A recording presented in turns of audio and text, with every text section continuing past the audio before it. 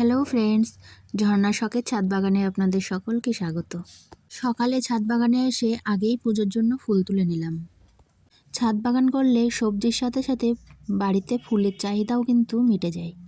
আর যদি ছাদ বাগানে নয়নতারা গাছ লাগানো থাকে তাহলে তো ফুলের কোনো চিন্তাই থাকে না সারা বছরের জন্য। আমার ছাদ বাগানে নয়নতারা গাছ তো আছেই, তার সঙ্গে সঙ্গে কয়েকটা জবা গাছ লাগানো আছে, তো ফুল নিয়ে তো কোনো চিন্তাই থাকে না। প্রতিদিনই প্রায় এক সাজি করে ফুল পাওয়া যায় ছাদ বাগান থেকে। এই দেখুন, আজকেও দুটো ছোট্ট ছোট্ট গাছে দু রকমের জবা ফুল ফুটেছে। তো ফুল দুটোই আমি তুলে নিচ্ছি। জবা ফুল গাছে রেখে লাভ নেই, কারণ প্রতিদিনকার জবা ফুল প্রতিদিনই কিন্তু শুকিয়ে যায়। আর এদিকে একটাই গাঁদা ফুল ফুটেছে, ফুলটাও আমি তুলে নিলাম। আর সঙ্গে নিয়ে নেব একটু তুলসী পাতা। ফুলগুলো সব তুলে নিলাম, এবার একটু ছাদ বাগানে কাজ করব। এই গ্রো ব্যাগটার থেকে মাটি সব খালি করে রৌদ্রে দিয়েছি। এই দেখুন, এই পুরনো মাটিগুলো ভালো করে রৌদ্রে দিয়ে শুকিয়ে নিয়ে তারপরে কি করব দেখাচ্ছি।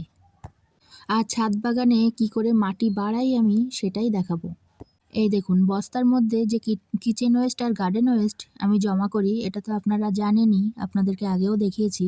সেইগুলোই আমি এই গ্রো ব্যাগের মধ্যে আগে ঢেলে দিচ্ছি। এই প্রসেসেই কিন্তু আমি ছাদ বাগানের মাটি বাড়াই। নিচের থেকে মাটি ছাদ বাগানে তোলা কিন্তু খুবই কষ্ট। এইভাবেই জৈবভাবে যদি মাটি তৈরি করা যায়, মাটিও কিন্তু খুব উন্নত মানের তৈরি হয়। এবার আমি এক বালতি কিচেন ওয়েস্ট এর ওপরে দিয়ে দিলাম। এই গার্ডেন ওয়েস্ট আর কিচেন ওয়েস্ট ভাবছেন যে এটা দিয়ে ভর্তি করে ফেললাম, এটা কিন্তু আস্তে আস্তে পচে অনেকটাই কমে যাবে। এবার ডিমের ট্রেগুলো দিয়ে দিচ্ছি। এগুলোও কিন্তু পচে গিয়ে খুব সুন্দর মাটি তৈরি হবে। এর ওপরে আমি আবারও কিচেন ওয়েস্ট দিয়ে দেবো। কিচেন ওয়েস্টের যে তরলগুলো সেগুলো কিছুটা হলেও এই ডিমের ট্রেতে টেনে নেবে। এগুলো দিয়ে গ্রো ব্যাগটা একেবারে ভর্তি করে নিলাম। এবার দেখুন, ওই পুরনো মাটিগুলোর ওপরে কিছুটা খোলের গুঁড়ো আর কিছুটা গোবর সার আমি পাইল করে নেব। এই দুটো উপকরণ দিয়ে খুব ভালো করে মাটিটাকে মিশিয়ে নেব।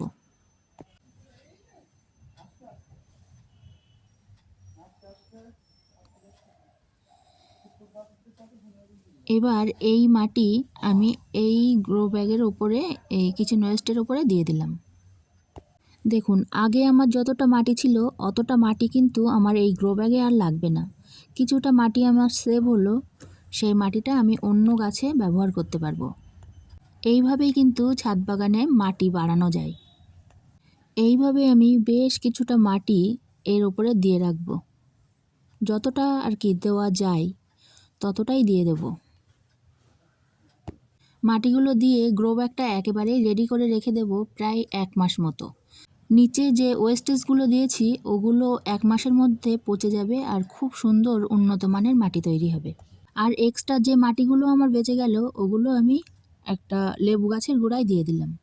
এইভাবে যদি পুরনো সমস্ত টবের থেকে মাটিগুলো বার করে আমি এই প্রসেসেই মাটি তৈরি করি, তাহলে কিন্তু প্রচুর মাটি বেঁচে যাবে। এইভাবেই মাটি বাঁচিয়ে আমি আবার নতুন গ্রো ব্যাগে নতুন গাছ লাগাতে পারবো। আপনারাও কিন্তু এইভাবেই ছাদ বাগানে গাছ লাগাতে পারবেন। আর গাছ লাগাতে লাগাতে একসময় দেখবেন প্রচুর মাটি আর প্রচুর গাছ আপনি ছাদ বাগানে লাগিয়ে ফেলেছেন, ঠিক আমার মতো। কথা বলতে বলতে অনেকটাই ভেন্ডি তুলে নিলাম। এবার ভেন্ডিগুলো তোলা হয়ে গেলে এবার নেব হেলেঞ্চা শাক। প্রচণ্ড রোদ্দুর উঠে গেছে ছাদে। আজকে রোদ্দুরের প্রচণ্ড তেজ, মাথা যেন গরম হয়ে যাচ্ছে। রৌদ্রে বেশিক্ষণ থাকা যাচ্ছে না, তো আমি ঝটপট করে হেলেঞ্চা শাকগুলো তুলে নিয়েই পালাবো। আমার এই ভিডিওটা যারা শেষ পর্যন্ত দেখছেন তাদেরকে অসংখ্য ধন্যবাদ। আর যে বন্ধুরা আমার ভিডিও প্রথমবার দেখছেন তাদের যদি ভালো লাগে তাহলে লাইক, কমেন্ট, শেয়ার, সাবস্ক্রাইব করে আমার পাশে থাকবেন। আজকে আর ছাদ বাগানে বেশি সবজি নেই, ভেন্ডিটা তো আছেই, এছাড়াও বিভিন্ন রকমের শাক আছে, তবে সব রকম শাক তো একদিনে ভালো লাগে না। তো আজকে মনে করলাম হেলেঞ্চা শাকই খাওয়া যাক। বেশ কিছুদিন হলো হেলেঞ্চা শাক খাওয়া হয়নি, তো আজকে আমি হেলেঞ্চা শাকই তুলে নিলাম। এই 2 রকম সবজি হারভেস্ট করলাম। ছাদ বাগানের কাজ আজকের মতো এটুকুই। এবার যাব রান্নাঘরে। হ্যালো ফ্রেন্ডস, আজকের রেসিপি দই বড়া। তার জন্য প্রথমে নিয়ে নেব বিউলির ডাল। এই বিউলির ডালটাকে ভালো করে ধুয়ে 4-5 ঘন্টা ভিজিয়ে রেখে দেব। 4-5 ঘন্টা পরে এই ডালটাকে গ্রাইন্ডারে নিয়ে পেস্ট করে নেব। সঙ্গে দিয়ে দেবো কয়েকটা কাঁচা লঙ্কা। এবার ওই ডালের পেস্টটাকে পরিমাণ মতো লবণ দিয়ে খুব সুন্দর করে ফেটিয়ে নেব। এরপরে ডুবো তেলে গোল গোল বড়ার আকারে ভেজে নিলাম। এদিকে আর একটা পাত্রে টক দই নিয়ে সামান্য পরিমাণে নুন আর চিনি দিয়ে ফেটিয়ে নিয়েছিলাম। তারপর ভাজা বড়াগুলো দইয়ের মধ্যে দিয়ে 1 ঘন্টা মতো ফ্রিজের মধ্যে রেস্টে রেখে দিয়েছিলাম। 1 ঘন্টা পরে ফ্রিজ থেকে বার করে একটা প্লেটে দই বড়াগুলো দিয়ে দিলাম ধনেপাতা কুচি আর তেঁতুলের চাটনি। তারপরে দিয়ে দিলাম ভুজিয়া।